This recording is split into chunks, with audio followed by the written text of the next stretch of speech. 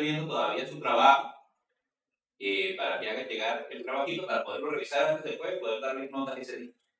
Eso sería entonces lo. Desde lo que estábamos estudiando acerca de hombres extraordinarios de la escritura. ¿Adivinen cuántas clases llevamos de él?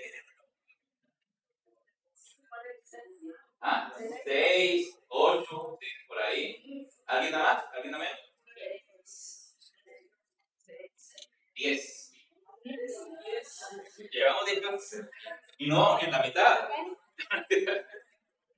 Vamos a durar el año estudiando vidas de personas que creyeron en el Señor, que le sirvieron. Hoy vamos a hablar de otro aspecto interesante de un personaje bíblico. Vamos a estudiar el extraordinario celo de Elías. ¿Quién se acuerda de la historia de Elías?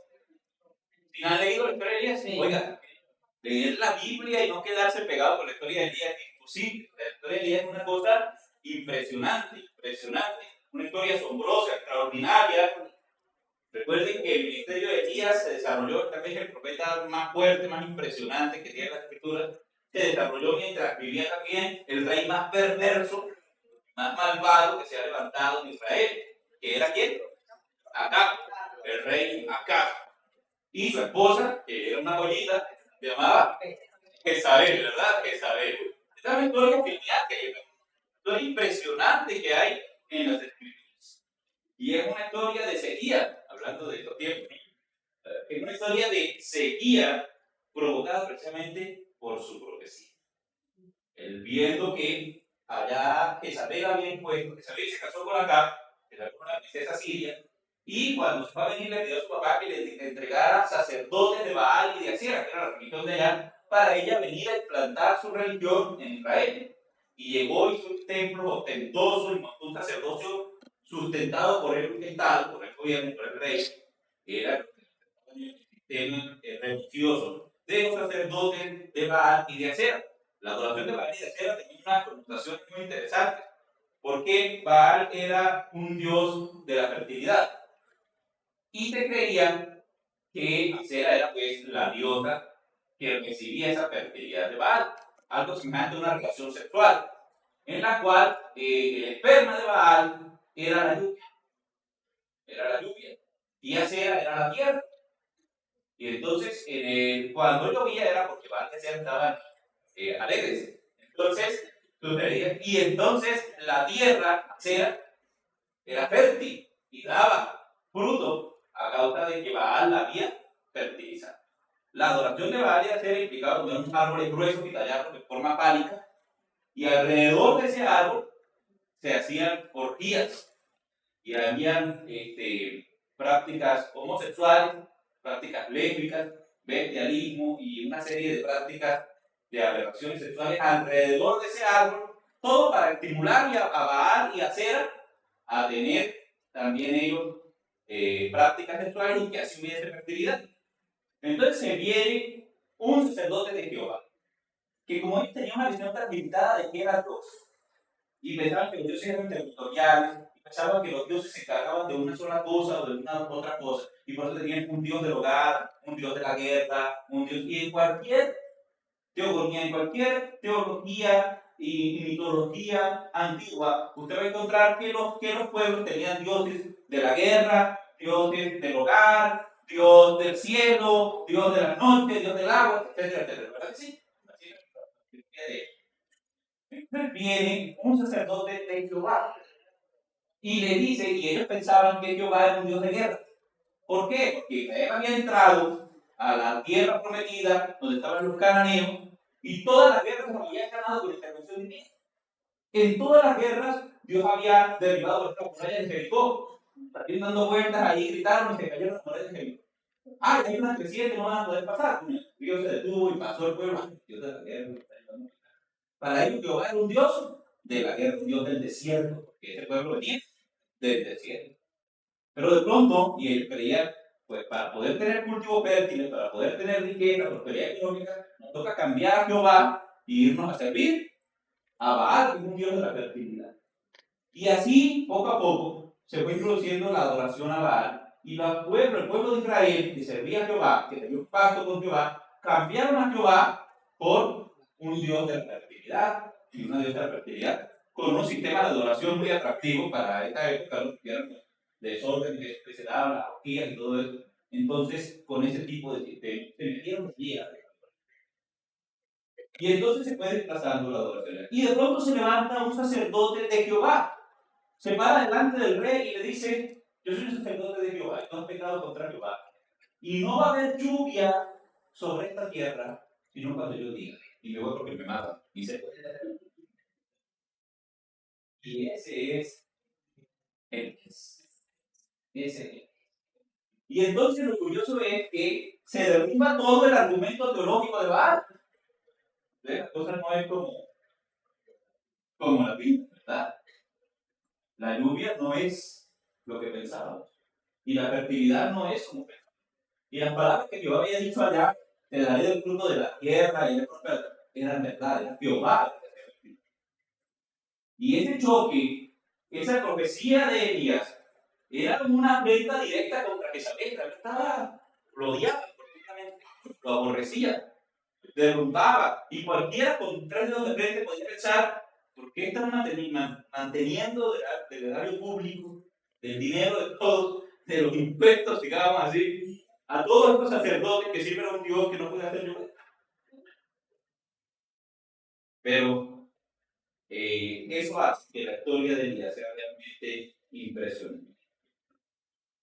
Hay milagros en toda la historia de Elías. Cuando usted se dedica a leerla, desde que está viendo confrontación con los profetas de Baal, el tiempo que estuvo escondido de sus perseguidores, estuvo lleno de milagros, su lucha con los sacerdotes de Gastera, su camino hasta encontrarse con Dios en el monte Sinaí, toda esa historia, cuando usted la lee, se concentra en ella, usted realmente empieza a identificarse con ese personaje. Usted se apasiona de ver la lucha de este hombre, de ver la forma en que este hombre ama al Señor y de ver la manera en que está allá arriba en un momento y al otro momento está tirado debajo de una árbol grande. Que eso hace que se parezca mucho. Que también está así, un día está uno muy bien y otro día está uno muy bien. Y precisamente con el propósito de que no olvidemos y no empecemos a creer que esto es un mito, no empecemos a creer que esto es una leyenda, sino que entendamos que a pesar de todos los milagros, de las cosas asombrosas que suceden, de las cosas impresionantes que se narran, podamos entender: bueno, esto no es un mito, esto no es una leyenda, esto es una historia. Aquí hay una persona real en medio de toda esta historia. Y para que lo entendamos, la Biblia dice en Santiago capítulo 5, versículos 17 y 18, la Biblia nos dice que Elías era un hombre sujeto a pasiones semejantes a las nuestras. O para que no crean que era un superhéroe, ¿no? Y es que realmente hay cosas impresionantes en él. Hubo un momento en que dice el Espíritu de Jehová vino sobre Elías y corrió delante del carro del rey. Se corría más que los caballos. Y el carro del rey iba a toda velocidad y Elías corría más. Pero uno empieza a pensar que este hombre era realmente una especie de superhéroe. Entonces la Biblia se encarga en Santiago de decirnos: a ver, aterriza su pensamiento. El hombre del que vamos a hablar hoy, la persona que estamos hablando hoy, era un hombre sujeto a pasiones semejantes a las nuestras.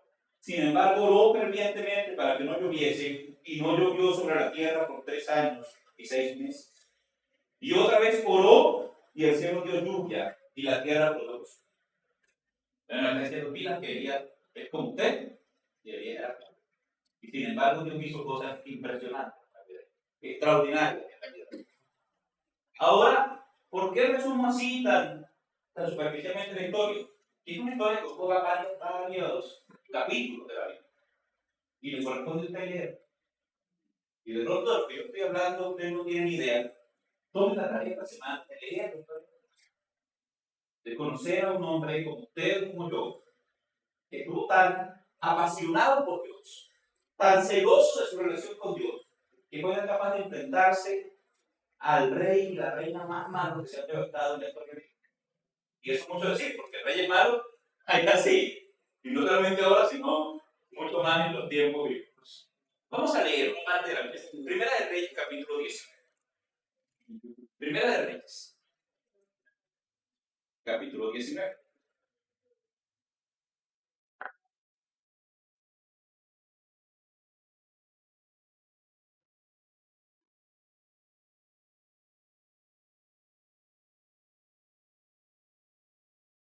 La historia de Elías tiene su punto cumbre. Toda la historia es impresionante, de principio a fin.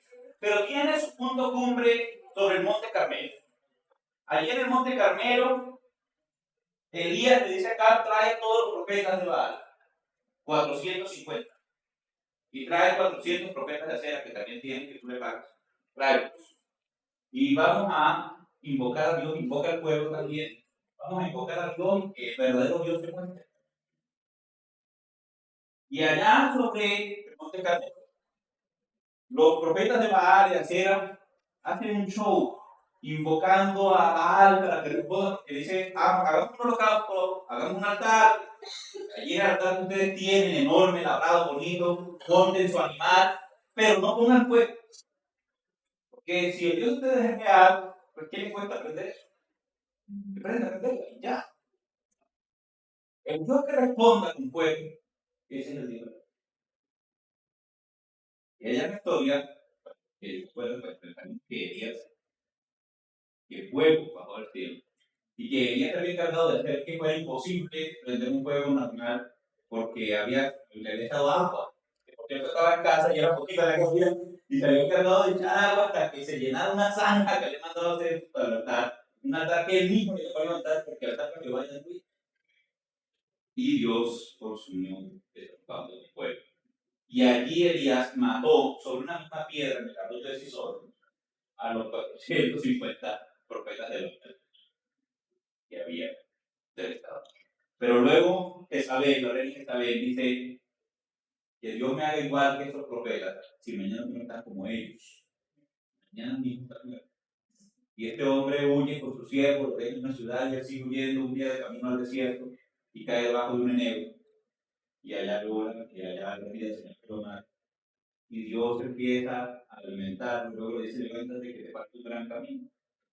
Pero dice que Elías caminó 40 días hasta el monte Sinaí, el monte donde Dios le había entregado las tablas de Moisés, donde Dios había hecho un pacto con el pueblo de Israel, y allá en una cueva se escondió Elías. Y esta conversación que vamos a leer se da entre Jehová y Dios, allí en el monte Sinaí. Leemos entonces la palabra del Señor. Primera de Reyes 19, 14. 19, 11 al 14. Estamos ahí. Bueno, vamos a leer de manera cerrada. Yo leo un versículo, ustedes el siguiente hasta terminar. La palabra dice, él le dijo, sal fuera y ponte en el monte delante de Jehová. Y aquí Jehová que pasaba. Y un grande y poderoso viento que rompía los montes y quebraba las peñas delante de Jehová. Pero Jehová no estaba en el viento. Y tras el viento un terremoto. Pero Jehová no estaba en el terremoto.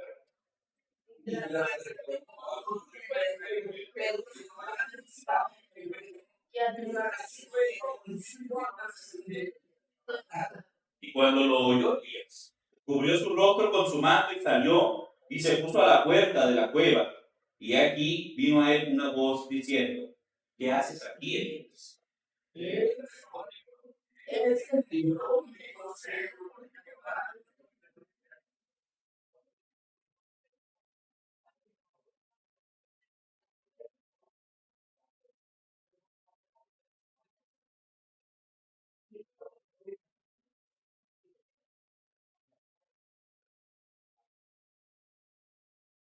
El profeta que necesitaba fortalecerse se entrevistó con Dios y le expuso a Dios todo lo que sentía, todas sus emociones.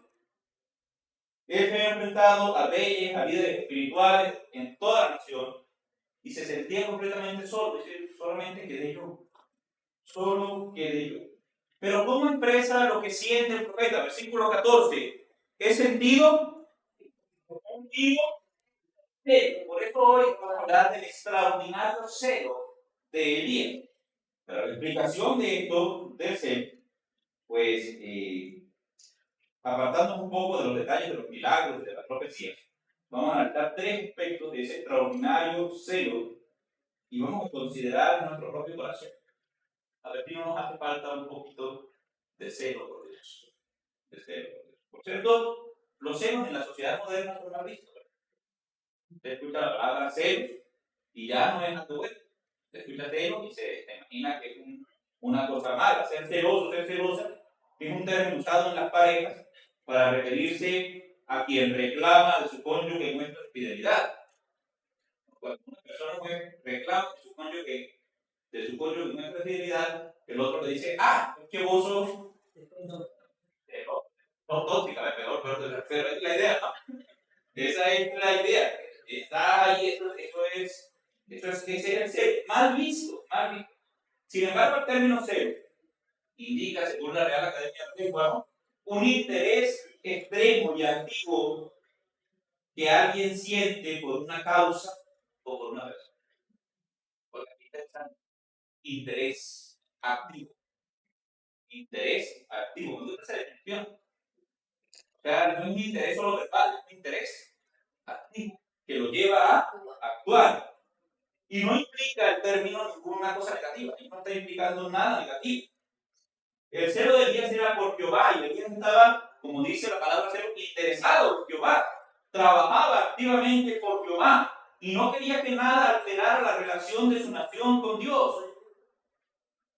Y hay tres aspectos del versículo 14 que usted tiene allí, y que espero que no pase, porque debemos sacar los 3 puntos de hoy, que explican en qué aspecto estaba celoso Elías de Dios.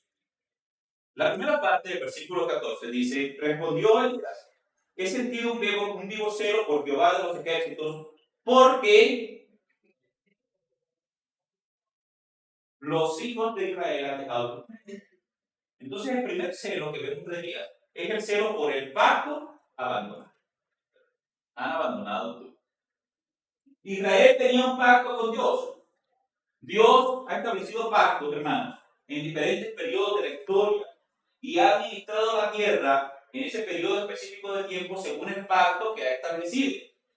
¿Cuáles son los pactos en la Biblia? Tenemos el pacto edénico,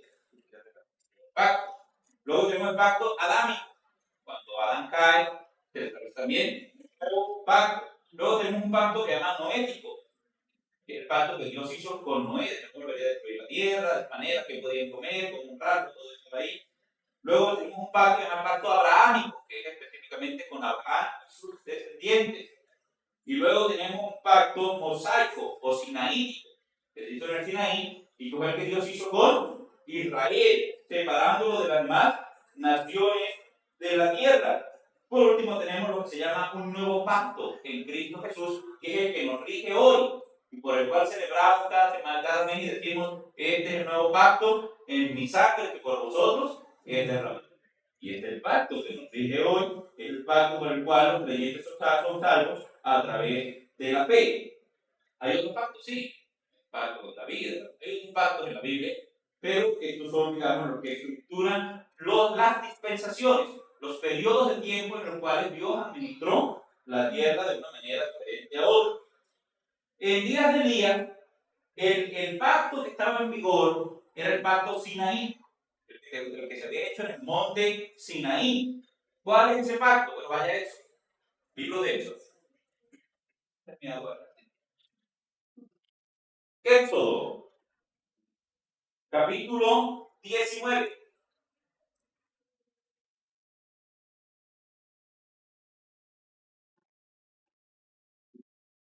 Versículos 5 y 6. Éxodo 19, 5 y 6. ¿Estamos ahí? Muy bien, entonces aquí en el 5 y acá en el 6. A la cuenta de 3. 1, 2, 3.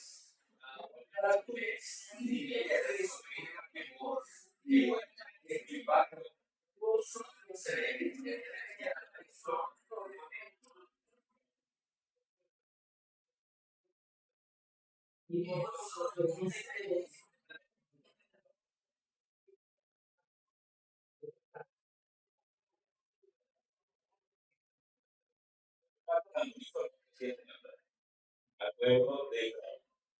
Y viene su Dios vos, guardar en el pacto, vosotros seréis mi especial tesoro sobre todos los pueblos, porque mi es toda la tierra. Entonces, por gracia, Dios escogió a Israel entre todos los pueblos de la tierra para que fuese su pueblo, para que le sirvieran a él. Y Dios les respaldó, y Dios cumplió cada una de sus promesas, y los introdujo en la tierra prometida, les dio victoria sobre sus enemigos. Y entonces, si usted analiza todas esas ventajas, el pueblo no tenía razón para dejarlo. No tenía razón porque Dios había cumplido su parte del pacto. El pueblo no tenía razón para abandonar el pacto con Dios.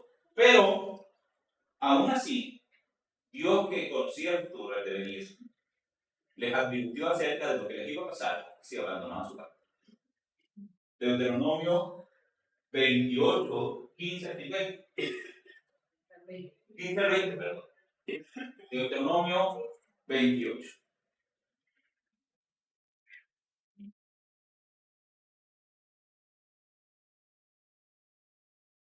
Todo este capítulo habla de las consecuencias de la desobediencia.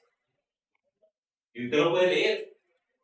Lo puede leer y analizar que todo lo que le pasó a Israel vino de aquí, de esto que Dios les había advertido. Sin embargo, nosotros vamos a leer solamente del versículo 15 al versículo 20. Después usted podrá analizar el resto. Leemos en manera alternada. Pero acontecerá que si no oyeres la voz de Jehová tu Dios para procurar cumplir todos sus mandamientos y sus estatutos que yo te intimo hoy, que vendrán sobre ti todas estas maldiciones y te alcanzarán.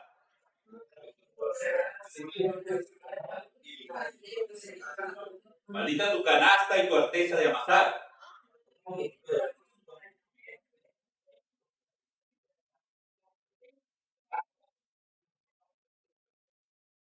Serás en tu entrar y maldito en tu salida.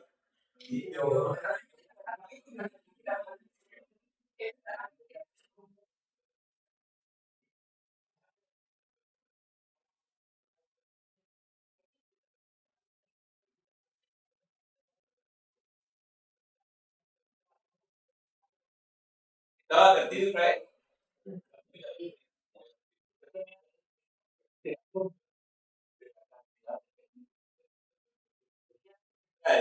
A causa de desobedecer a Jehová, a causa de dejar a Jehová.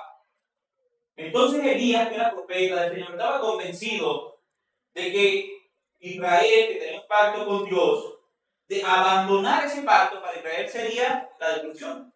Estaba completamente convencido, si Israel abandona el pacto con Dios, Israel será destruido, será su perdición.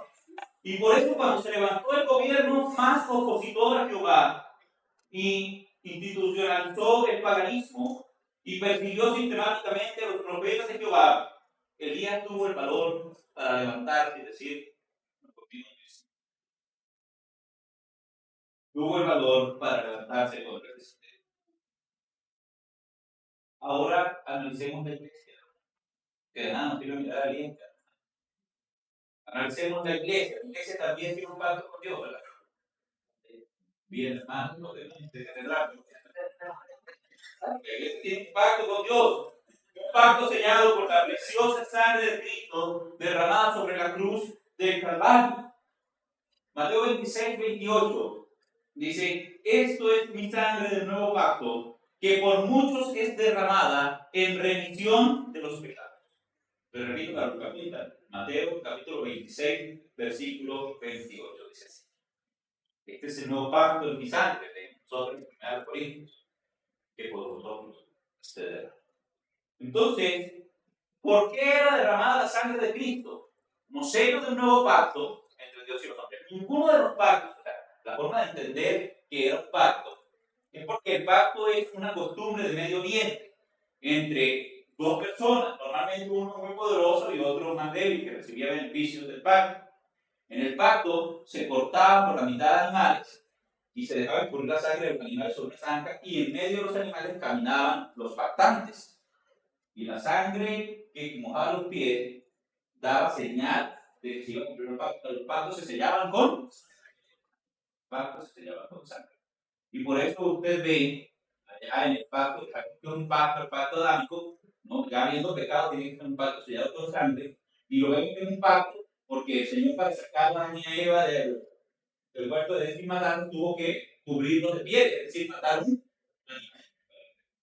Y lo vemos allá con Noé también, que cuando Dios le da su pacto, él mata de los animales limpios también y los presenta delante de Jehová. Y a Abraham le pide precisamente que mate los animales y que los corte. Y dice, mientras Abraham miraba la noche, Jehová pasaba en medio de los animales encendidos, prometiendo cumplir el pacto.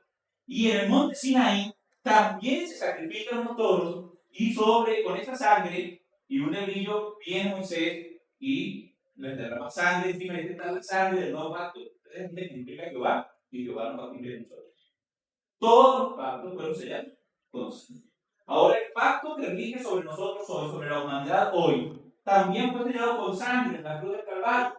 Y por eso Cristo, antes de ir a entregar su vida en la cruz, de derramar su sangre por nosotros para la remisión de los pecados, le advierte al pueblo, a los apóstoles, gracias, y a los discípulos, allí en la última cena, les pasa la copa y les dice, deben conmemorar esto cada vez, porque esta copa es el nuevo pacto en mi sangre que por vosotros es derramada, para que ellos entendieran cuando vieran su sangre corriendo por el madero de la cruz y regando el piso, digan, ya entiendo. Aquí, sobre este mundo, se está sellando un pacto entre Dios y los hombres. Ese es el significado del pacto de nosotros hoy. El pacto de nosotros es por medio de Cristo. Ahora, hermanos, Elías era celoso de ese pacto y les dijo, hagan. ¿Cuál es la primera razón de mi celo? Que el pueblo ha abandonado el pacto. El pueblo ha abandonado el pacto. Un creyente celoso de la fidelidad de la iglesia al nuevo pacto en Cristo Jesús no quiere que la iglesia abandone ese pacto por ir en búsqueda de nuevas verdades. La iglesia moderna busca nuevas verdades, busca reinterpretaciones de la Biblia, que den lugar a posturas antropocentristas, que desplacen la fe de Jesucristo. Entonces usted escucha iglesias emergentes que enseñan de superación, que enseñan de empoderamiento, muy sonantes hoy en día, pero que no tienen nada que ver. También hay iglesias moralistas que enseñan buenas maneras de vivir, cómo tener éxito en la crianza de sus hijos, cómo tener éxito en su hogar, cómo salvar su matrimonio. Las enseñanzas giran en torno a cómo alcanzar sus metas. También hay iglesias legalistas que ponen su confianza en las obras que usted puede hacer. ¿Por qué usa el pelo así? ¿Por qué se pintó de ese color? ¿Por qué no usa pantalón? ¿Por qué el pantalón que usa no es igual que el del pastor? Y así. Siempre hay leyes para que usted se gane la salvación con lo que usted hace. Y se están apartando de él. Apartándose del mundo. También existen iglesias de prosperidad que enseñan a reclamar sanidades, que enseñan a reclamar riquezas terrenales, que enseñan a que usted tenga vida de rico, ¿no? Y que Dios se la debería dar. No solamente eso, existen sectas soberbias, que idolatran a sus líderes, que aíslan a sus miembros del mundo y de su familia. Todas las iglesias que abandonen el nuevo pacto en la sangre de Cristo para predicar un evangelio diferente sean anatemadas.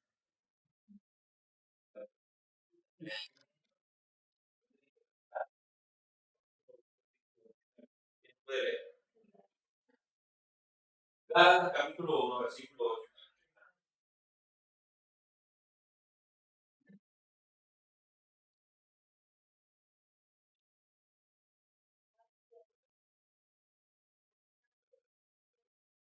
Anunciar otro evangelio diferente del que os hemos anunciado sea. Si en la iglesia Cristo no es el redentor de los pecados de los hombres, si no es la sangre de Cristo el medio para alcanzar la salvación, si no es la gracia y la fe el medio para la salvación, si una iglesia su predicación ha abandonado a Cristo, esa iglesia es. Y no es una palabra que significa destinado a la destrucción. Destinado a la destrucción. Por eso algunos la traducen maldito. Como lo que leíamos. Anatema significa maldito. Destinado a la destrucción. Destinado a la destrucción.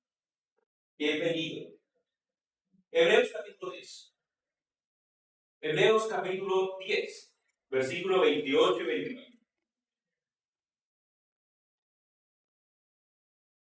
Era esa allá en el Antiguo Testamento, esa cosa tan terrible, ¿no? Era la destrucción, la maldición.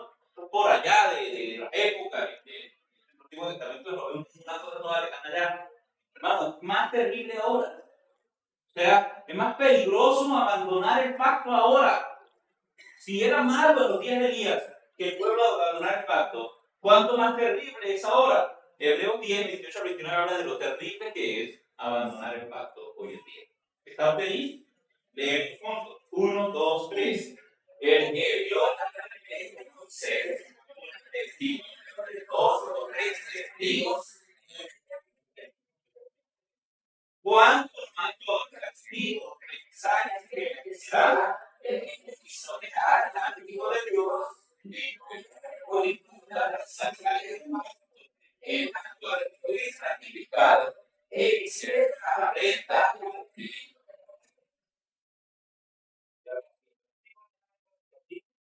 ¿cuánto más terrible para aquel que abandona, pisotea, se burla de la sangre derramada? No podemos abandonar el pacto. Fuera de Cristo no hay salvación. Cuando Jesús le dijo a sus discípulos, se van a ir ustedes también, y Pedro, guiado por el Espíritu Santo, le diría, ¿a dónde vamos a ir? Si solo tú tienes palabras de vida eterna. Está hablando de la exclusividad de salvación que existe única y exclusivamente en Jesucristo y en su obra. Fuera de Cristo, no importa ligado a qué religión, no importa ligado a qué deidad, no importa cuántos baales usted levante, no importa cuántas ceras usted levante, fuera de Cristo no hay salvación. No hay esperanza de vida eterna, no hay esperanza de salvación. Entonces, lejos del Evangelio, lejos del pacto de la gracia que salva al pecador, no hay salvación para el ser humano. El celo de Dios hace que el creyente verdadero sea guardián de pacto. Como Elías. ¿Cuál es el problema, Elías? ¿Por qué estás aquí? Hombre, porque el pueblo ha abandonado. ¿Por qué tú estás aquí en mi presencia?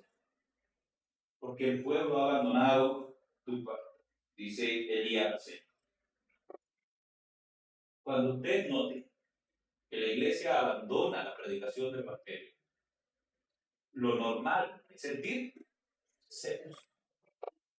¿Qué pasó con el evangelio? ¿Qué pasó con la sangre de Cristo? ¿Qué pasó con la dependencia de Cristo para la fe? Porque las iglesias tienden a cambiar. Porque la generación pasa. Porque necesitan que los muchachos conozcan la doctrina que estamos predicando. Conozcan a Cristo, dependan de Cristo. Que los viejos desaparecen. Y se necesitan guardianes de la fe. Esta es la primera fuente de sed. ¿Cuál es la segunda fuente de sed? En el versículo 14, que hayamos leído al principio, en el capítulo 19, Primera de Reyes, verso 14.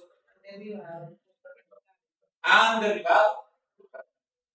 Así que la segunda fuente de celo de Elías es el celo por el altar derribado. El altar derribado. En tiempo después de los reyes, que es el tiempo en el que se da esta historia de Elías, a pesar de que el altar legítimo de Dios era el que estaba en Jerusalén, el altar de bronce en Jerusalén, se construían altares en diferentes lugares para adorar a Dios. Y la nación de Israel, todos los altares que existían habían sido derribados, habían sido destruidos y habían sido reemplazados por altares elaborados para Baal y para Acera. Y esos altares eran modernos. Los altares eran chéveres. Los altares eran labrados con hermosas figuras. Había ornamentadores, había personas especializadas en labrar piedra y en hacer altares para estos dioses, para Baal y para Acera. Eran altares ostentosos, eran altares ornamentados, eran altares labrados, adornados, pomposos, llenos de imágenes. ¿Y cómo era un altar de Jehová? ¿Qué hablamos de todo esto? Bueno, porque los altares para Jehová eran extremadamente simples, muy simples, muy sencillos, porque Dios había mandado que tenían que ser simples. Sí, Éxodo capítulo 20. Vaya allá. Éxodo capítulo 20, 23 a 25.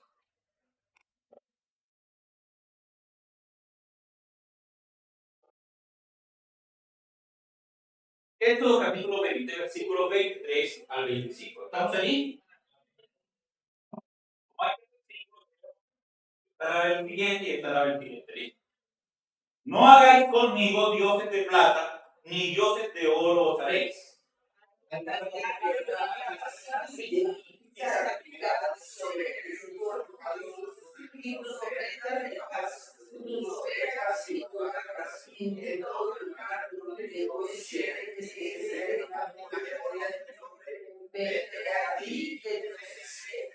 Y si me quieres salvar, que no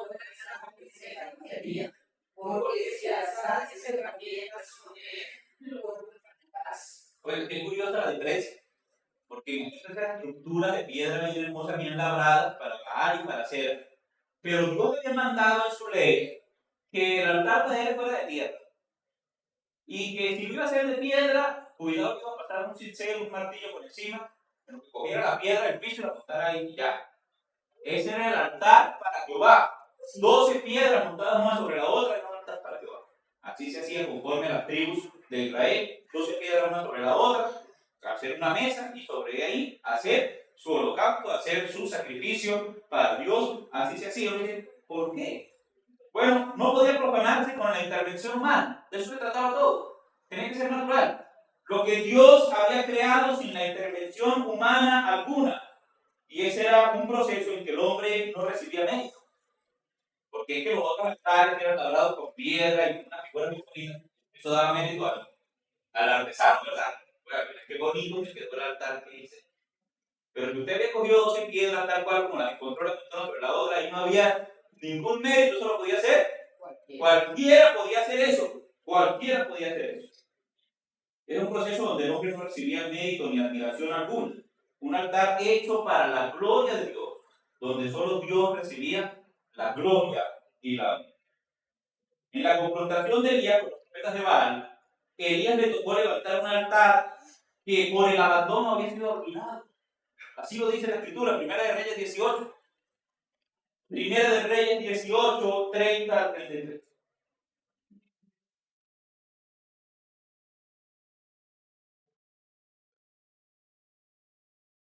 La Escritura dice, leo a favor de todos.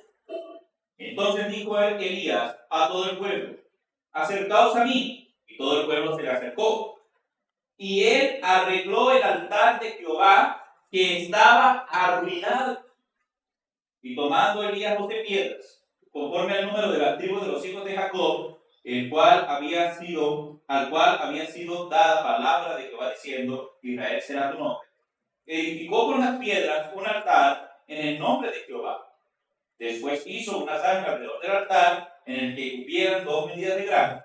Preparó luego la leña y cortó el buey en pedazos y lo puso sobre la leña. Elías sentía celos del altar que era para Jehová y le indignaba verlo arruinado, porque ese es el término que usa. El altar de Jehová estaba arruinado, o sea, eran ruinas. Le indignaba verlo destruido y decidió que había que arreglar. Ahora es muy curioso el término altar, porque algunas iglesias, sobre todo iglesias de corte neopentecostal, intentan espiritualizar el altar y hablar del altar familiar, y del altar, de un sacerdote, etcétera, etcétera, etcétera. Textos forzados, lo han interpretado en realidad. Porque cuando usted lee del altar en el Nuevo Testamento, no hay mucha referencia al altar en el Nuevo Testamento. Es decir, no corresponde a los cristianos de ahora hacer altares. No nos corresponde a nosotros tener altares en la casa, de ningún tipo, mucho menos con imágenes, porque la Biblia dice, ahí mismo, no te haréis que finge figura de mí, o sea, no hay figura de Jehová. Pero sí hay un texto en la Biblia que habla de nuestro altar, de cuál es nuestro altar, y está en Hebreos. Vamos a Hebreos 13, 8 al 15. Hebreos 13, 8 al 15. Dice la Escritura, vuelvo a leerlo a favor de todos. Jesucristo es el mismo ayer y hoy y por los siglos. No os dejéis llevar de doctrinas diversas y extrañas, porque buena cosa es afirmar el corazón con gracia, no con viandas, que nunca aprovecharon a los que se han ocupado en ellas. Tenemos un altar, del cual no tienen derecho de comer los que sirven en un tabernáculo, porque los cuerpos de aquellos animales cuya sangre a causa del pecado es introducida en el santuario por el sumo sacerdote son quemados fuera del campamento. Por lo cual también Jesús, para santificar al pueblo mediante su propia sangre, padeció fuera de la puerta. Salgamos pues a él fuera del campamento llevando su vituperio. Porque no tenemos aquí ciudad permanente, sino que buscamos la porvenir. Así que ofrezcamos siempre a Dios por medio de él sacrificio de alabanza, es decir, fruto de labios que confiesan su nombre. Este es el único texto que habla del altar, a excepción de unos textos en el Apocalipsis que hablan del altar y del cielo. Pero este texto nos dice, nosotros tenemos un altar, pero no es un altar del que puedan comer los sacerdotes judíos, no es ese tipo de altar. Más bien Jesús hace semejanza o simboliza la sangre que se metía allá para purificar la fiesta de la expiación, y los restos de esos animales los sacaban y los quemaban afuera del campamento. Y por eso Jesús salió hasta el monte por fuera y allá fue crucificado, fuera, en semiótica de eso, simbólico de eso. Pero el altar de nosotros, el que no comen ellos, es Cristo. Es Cristo. Y nosotros como sacerdotes ofrecemos por medio de Él, de Cristo, sacrificios de alabanza. Es decir, frutos de labios que confiesan el nombre del Señor. Y ahí entonces nos da qué es nuestro altar. Que Jesucristo es nuestro altar.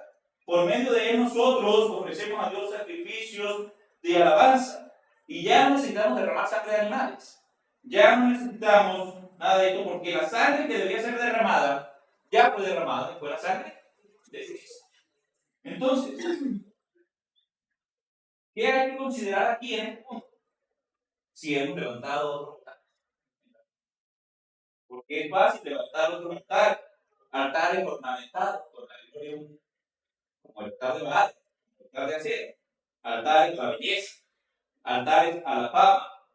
Altares, ¿qué significa la palabra altar? ¿De dónde viene la palabra altar? ¿Qué está en un lugar? ¿Cuál es su altar?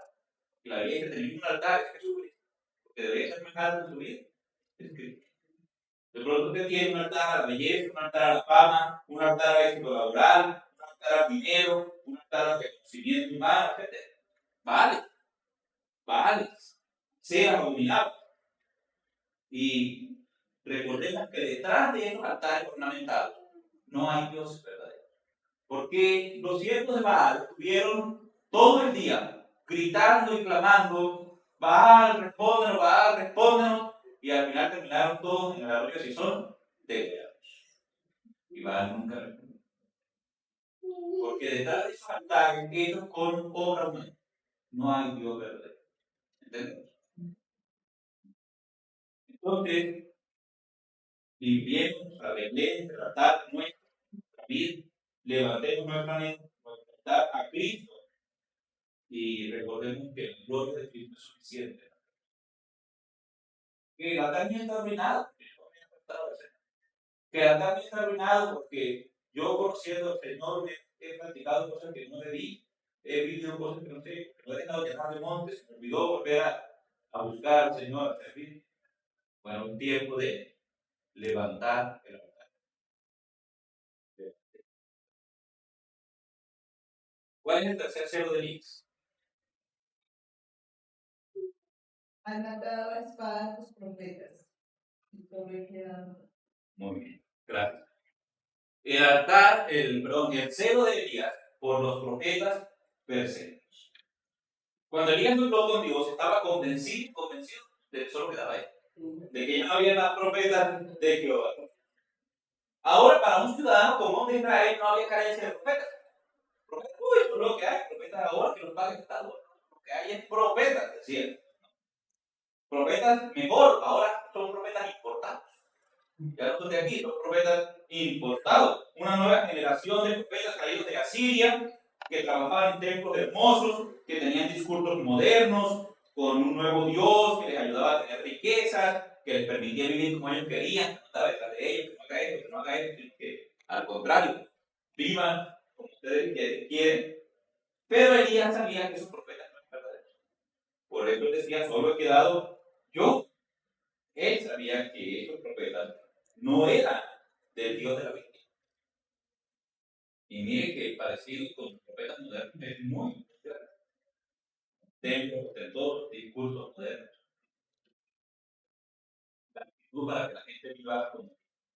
Los profetas habían sido perseguidos, y esto se deja ver en la conversación de Elías con el mayordomo del rey, que se llamaba Abdías. Esta es la primera de Reyes 18:34. Acá llama a Abdías, mayordomo del rey, y dice: Abdías era en gran manera temeroso de Jehová, porque cuando Jezabel destruía a los profetas de Jehová, Abdías tomó a 100 profetas y los escondió de 50 en 50 en cuevas, y los sustentó con pan y agua en tiempo de escasez. Así que ahí habla de Abdías. Pero hay un dato particular: Jezabel perseguía a los profetas de Jehová, los mataba. Entonces Dios le hizo entender a Elías que quien mantenía a sus profetas era él, era Dios. Dios era el dueño no solo del pueblo de Israel, sino de sus siervos legítimos. Y ahí en la conversación de Elías con Dios, en 1 de Reyes 19:18, Dios le dice a Elías: yo haré que queden en Israel 7,000 cuyas rodillas no se doblaron ante Baal y cuyas bocas no confesaron. Entonces analicen ustedes quién era el que sostenía, el que permite que todavía haya buena doctrina, el que permite que todavía haya sana enseñanza, el que permite que todavía haya siervos de Jehová. ¿Quién es? Jehová. Yo haré que quede. Aunque usted vea que el mundo se está yendo al estanco, verdaderamente hay que entender que el que sostiene su iglesia es Jehová. Porque estos, hermanos, tiempos en los que nosotros vivimos, son tiempos de confusión espiritual. Abundan líderes espirituales. Y usted ve, unos se hacen llamar pastores, otros son sacerdotes, otros son ungidos, otros son profetas, otros son apóstoles, ahora ya no falta apóstoles, ahora son ángeles. Y hay una cuya herejía ya es muy notoria, que dicen que son Jesús, o que dicen que son Dios. Los hay, de todos esos. Y lamentablemente muchos siguen esas enseñanzas, confían en ellos. Entonces es necesario que el creyente celoso aprenda a distinguir, a discernir el camino correcto, a identificar qué es un falso maestro y a entender que estamos llamados a ser del remanente que no dobla sus rodillas ante Baal. Segunda de Pedro, capítulo 2, versículo 1 a 3. La última cita hoy, segunda de Pedro, capítulo 2, versículos 1 a 3. Sí. Leo el 1, aquí leo el 2. ¿Listo? Dice la escritura: pero hubo también falsos profetas entre el pueblo, como habrá entre vosotros falsos maestros, que introducirán encubiertamente herejías destructoras, y aún negarán al Señor que los rescató, atrayendo sobre sí mismos destrucción repentina.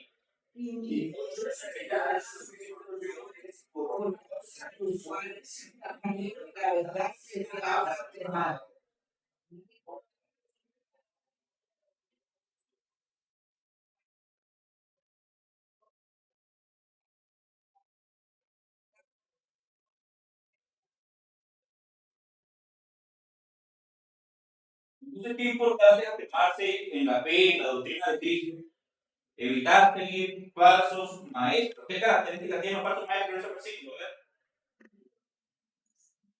Hay disoluciones. Son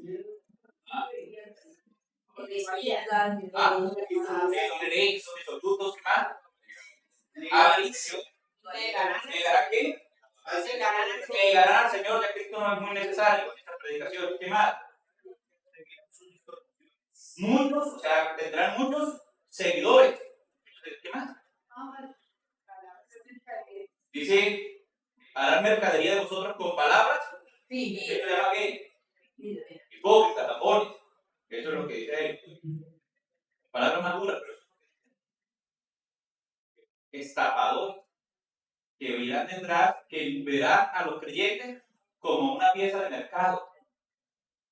Cuento una historia. Una vez, cuando servíamos en Santa Librada, mi esposa y yo, una niña empezó a ir a la iglesia porque un muchacho estaba enamorado de la iglesia, estaba enamorado de ella y empezó a traer. Ella es de una iglesia cristiana, me decía el muchacho que estaba con muchas ganas de casarse. Entonces, un día la invitamos a comer a la casa y la sentamos y empezamos a hablar con ella y notamos que no entendía lo que no sabía nada. Entonces Vivian, mi esposa, se sentó con ella. Bastante tiempo yo me paré y la dejé hablar y la empezó. Y entonces, cuando se fue la muchacha, yo le dije, ay, ya no entendí nada, yo la bauticé y está muy contenta por haber entendido lo que Cristo hizo por ella en la cruz y tal. Yo le dije, ella no era de una iglesia cristiana, pues sí, ¿quién sabe qué pasar? Así pasó. Después, a los días, la muchacha dejó de ir a la iglesia esa y empezó a ir a la donde nosotros servíamos. Cuando me llega el muchacho, me dice, pastor, usted sabe lo bravo que está el pastor de fulano con usted. Cuando por fin esa iglesia iba a producir lana, esa iglesia iba a producir lana para que todo. Ya que estaba de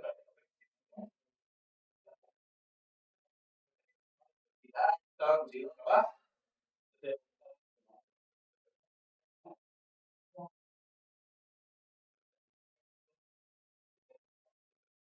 Por avaricia harán mercadería de oro. Como si fuera un mercadería. Los creyentes, mercancía. Y esa forma de ver lo que tiene la fama de la iglesia cristiana, qué peligro es, porque ahí se por los profetas perseguidos. Los profetas perseguidos no son falsos maestros, estos son sustentados también, sostenidos, famosos, queridos, ¿verdad? Políticamente relevantes. Esos son así. Pero los profetas perseguidos son aquellos que siguen predicando el evangelio a pesar de que ya no está de moda, a pesar de que ya no es negocio, a pesar de que ya no sirve. ¿Qué dice la Biblia de ellos? Desde que ellos esperaban que llegaran a este punto. De largo tiempo la condenación de ellos no se tarda y su perdición no se duerme. O sea, están destinados a la perdición. Entonces, hay que entender que no todos los caminos espirituales, hermanos, conducen a la salvación. Pero tiene que entender, no todo el que dice soy cristiano es salvo. Porque en la mayoría de las iglesias cristianas evangélicas no se predica el evangelio. Se ha abandonado el pacto. En la mayoría de las vidas de las personas que asisten a las iglesias no hay un altar a Cristo, hay otra cosa en el altar. No es un altar a Cristo. Y en la mayoría de las iglesias cristianas ya no hay un profeta de Jehová. O ya no hay un siervo de Jehová, sino un profeta predicando humanismo, predicando riquezas, predicando sanidades, predicando gloria humana. Se abandonó a Cristo. Entonces, los que lo siguen, hermanos, van a la misma condenación y a la misma perdición. En Mateo capítulo 15, el versículo 13 y 14, el Señor Jesucristo dijo, toda planta que no plantó mi Padre Celestial será desarraigada. Toda planta que no plantó mi Padre Celestial será desarraigada. Dejadlos. Son ciegos, guían ser ciegos. Y si el ciego guiara al ciego, ambos caerán. No hay nada que agregar. Creo que es claro a qué se está refiriendo. Entonces, celo. Hoy hablamos de celo en la iglesia. De celo por Dios, del celo de Elías. Tres aspectos del celo de Elías. ¿Cuáles eran? El pacto. Segundo, que estar animado en celo. Hermano, cada cristiano tiene que desarrollar el celo de Elías. Usted tiene que desarrollar el celo donde usted quiera defender y quiera que la iglesia se siga predicando el evangelio. El pacto nuevo. No necesitamos otro mensaje, no necesitamos modernizar la iglesia, no necesitamos cambiar por un discurso más incluyente, no necesitamos que hacer lectura de la escritura. La Biblia es clara. La sangre de Cristo salva al pecador y nosotros somos pecadores necesitados de esa salvación. La promesa de Cristo es vida eterna, resurrección de la muerte física. Esa es la promesa. Y entonces, sea usted guardián del pacto, porque llegará el día en que usted tenga que ver o que usted le toque irse, o que usted tenga que sentar en un lugar que se llama iglesia, y el que se pare allá haya abandonado el Padre. En este momento creo que usted tenga el valor de pararse, sacudirse y iglesia donde se ha abandonado el pacto sea anatema. Segundo, está con el altar. Celoso de su altar. Un altar natural. Un altar donde la gloria y la honra la recibe únicamente Cristo. Tenemos un altar y ofrecemos por medio de él sacrificio de alabanza, es decir, fruto de labios que confiesan su nombre. Entonces, el altar es Cristo. Y ofrecemos alabanza a Dios por medio de Jesucristo. Y no necesitamos. Y menos un altar que tiene la gloria al hombre. Menos un altar labrado con sinceridad, profanado con el egoísmo, con la naturaleza humana. La exaltación del hombre ya es suficiente, esa que lo haga el mundo, esa que lo haga la psiquiatría, esa que lo haga la psicología, esa que lo haga los youtubers, esa que lo haga el mundo. Usted exalte, este es su altar. Y el tercer sello, pilas por el profeta perseguido. Pilas, aprender a distinguir entre el falso siervo del Señor y el verdadero siervo del Señor. Y que usted pertenezca a ese selecto grupo. Yo me he reservado 7 días en doblar sus rodillas. Cuidado, si usted no aprende a alimentarse espiritualmente por su propia cuenta, a estudiar la Biblia por su propia cuenta, usted está proclive a que alguien se pare, a que lo estimule emocionalmente, usted termine diciéndole amén a cualquier blasfemia, termine diciéndole amén a cualquier humanismo, termine diciéndole amén a cualquier filosofía que suena bien, pero que no es la palabra de Dios. Entonces, Elías era celoso. Y ahí estuvo hasta el final. Su sed lo mantuvo hasta en la presencia del Señor que estuvo allí. ¿Por qué estás aquí, Elías? Porque he sentido un vivo celo por Dios. Y entonces nosotros también estemos delante de la presencia del Señor. Y que seamos celosos de nuestra relación con Dios. Que no permitamos que cosas ajenas, que falsos maestros, que falsos altares y que falsos líneas de pensamiento se metan con nosotros. El celo por Dios nos hace activos en la defensa de la fe que es Cristo salvo. Entonces, cuidemos el pacto, cuidemos el altar y cuidemos el servicio que es.